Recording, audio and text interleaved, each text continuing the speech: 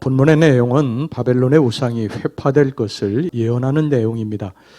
이를 통해서 우리가 배울 수 있는 교훈은 무엇입니까? 첫째, 우상은 결코 구원자가 될 수 없다는 것입니다. 자, 1절, 2절 말씀 보겠습니다. 벨은 엎드러졌고 느보는 구부러졌도다. 그들의 우상들은 짐승과 가축에게 실렸으니 너희가 떠매고 다니던 그것들이 피곤한 짐승의 무거운 짐이 되었도다.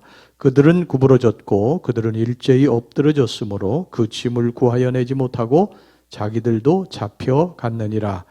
하나님께서는 이사야 선지자를 통해서 장차 이스라엘 백성들이 바벨론의 포로로 잡혀가게 될 것을 예언하셨습니다.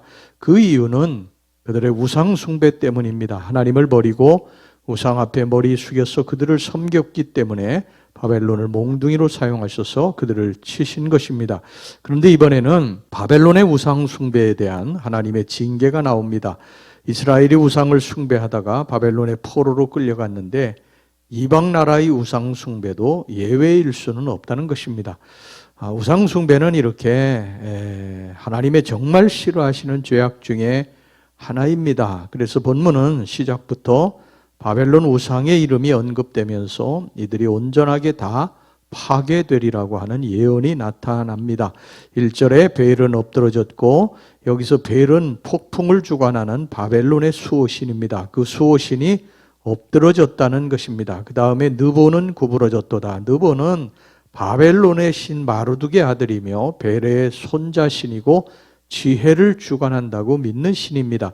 그런데 그 신이 엎드려졌다는 것입니다. 이렇게 우상은 구원의 능력도 없고 자신을 섬기는 자들에게 아무런 도움도 주지 못합니다. 아니 오히려 우상은 본문의 말씀처럼 자기를 운반하는 짐승이나 가축에게 무거운 짐만 될 뿐입니다.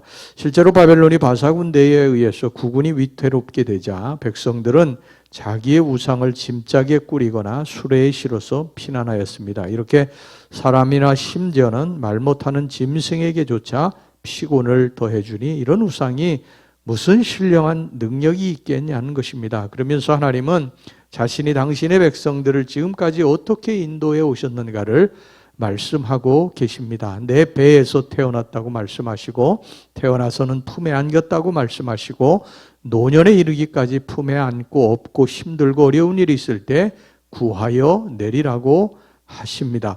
자, 3절, 4절 말씀 보겠습니다. 야곱의 집이요 이스라엘 집에 남은 모든 자여 내게 들을지어다. 배에서 태어남으로부터 내게 안겼고 태에서 남으로부터 내게 업힌 너희요 너희가 노년에 이르기까지 내가 그리하겠고 백발이 되기까지 내가 너희를 품을 것이라. 내가 지었은즉 내가 업을 것이요 내가 품고 구하여 내리라. 여러분, 인간의 손에 의해 만들어진 우상이 무엇을 할 수 있겠습니까? 무엇을 할 수 있어서 그 앞에 머리를 조아리고 있습니까? 이런 어리석은 자가 되어서는 안 됩니다. 우리의 참신은 우리를 창조하시고 지금도 살아계셔서 우리를 다스리시는 전능하신 여호와 하나님 한 분뿐이십니다. 이것을 명심하시기를 바랍니다. 그 다음에 두 번째, 이 일을 시작하시는 분도 마치는 분도 하나님이시라는 것입니다. 10절 말씀, 내가 시초부터 종말을 알리며 아직 이루지 아니한 일을 옛적부터 보이고 이르기를 나의 뜻이 설 것이니 내가 나의 모든 기뻐하는 것을 이루리라 하였노라. 하나님께서는 인류 역사의 모든 일을 당신이 처음부터 계획하셨고 그것을 이루어 나가고 계시다는 사실을 계속해서 말씀하십니다. 11절 말씀 보겠습니다. 내가 동쪽에서 사나운 날짐승을 부르며 먼 나라에서 나의 뜻을 이룰 사람을 부를 것이라. 내가 말하였은즉 반드시 이룰 것이요 계획하였은즉 반드시 시행하리라. 실제로 성경을 통해서 인류 역사를 가만히 관찰할 때 우리는 역사 가운데 하나님이 어떻게 관여하시는지를 분명하게 알 수가 있습니다. 출애굽의 역사를 보세요. 하나님은 이미 아브라함에게 그것을 말씀하셨고 세월이 지난 후에 정말 이스라엘 백성들은 애굽에서 종살이를 했고 하나님의 약속대로 이스라엘 백성들을 애굽에서 이끌어내셔서 약속을 이루셨습니다. 뿐만 아니라 지금 출 바벨론도 말씀하시고 계시고 그것도 역사 속에서 보면 그대로 이루어진 것을 보게 됩니다.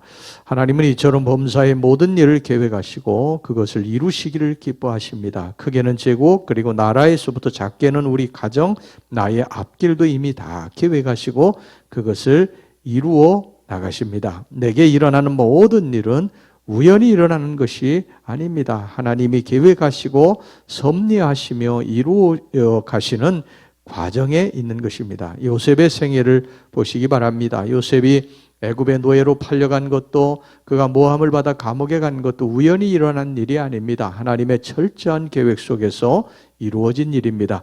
내게 일어나는 일도 마찬가지예요. 그것이 좋은 일이든 나쁜 일이든 철저한 하나님의 계획 속에서 시작되어지고 이루어져 가고 있는 것입니다. 이것을 믿고 힘들고 어려운 환경에서도 하나님을 찬양하고 감사하고 그렇게 살아가시기를 바랍니다. 그 다음에 세 번째, 하나님의 구원은 그리 더딘 것이 아닙니다. 13절 말씀 보겠습니다. 내가 나의 공의를 가깝게 할 것인즉 그것이 멀지 아니하나니 나의 구원이 지체하지 아니할 것이라. 내가 나의 영광인 이스라엘을 위하여 구원을 시온에 베풀리라. 하나님은 나의 공의를 가깝게 할 것인즉 그것이 멀지 아니할 것이라고 하셨습니다. 또 나의 구원이 지체하지 아니할 것이라고 하셨습니다. 이게 무슨 말입니까? 바벨론에서 이스라엘을 본토로 인도하실 하나님의 구원 역사는 그리 지체되지 않는다는 말씀입니다. 우리가 살면서 이스라엘의 포로 생활처럼 힘들고 어렵고 지루하고 답답해서 다 포기하고 싶은 마음이 들 때 하나님의 약속의 말씀을 기억하시기를 바랍니다. 나의 구원이 지체하지 아니할 것이라. 베드로 3장 9절에서 이렇게 말씀하십니다. 주의 약속은 어떤 이들이 더디다고 생각하는 것 같이 더딘 것이 아니라 오직 주께서는 너희를 대하여 오래 참으사 아무도 멸망하지 아니하고 다 회개하기에 이르기를 원하시느니라. 참고 기다리시기를 바랍니다. 하나님의 약속의 말씀을 기억하시고 기다리세요. 반드시 구원의 날이 오게 될 줄로 믿습니다.